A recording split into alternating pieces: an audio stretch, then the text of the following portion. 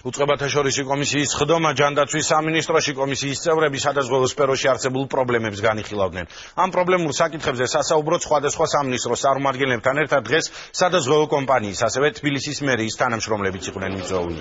მიღებულია გადაწყვეტილება, რომ სადაზღვევოების დავალიანება 33 მილიონი ლარი დაიფარება, ინფრასტრუქტურული განვითარების შეფერხებისათვის კი კომპანიებს ჯარიმები არ დაერიცხებათ.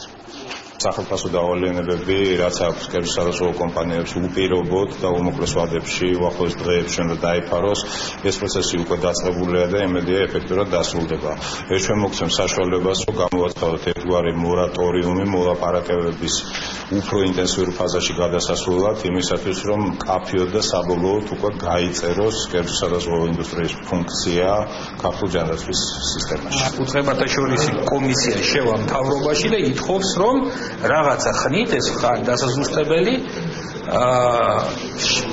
გადაიწიოს ვადა რაღაცა ვალდებულებების შესრულების და მათ შორის სანქციების ამოქმედების იმისათვის, რომ დაალაგდეს მთელი ეს თემა.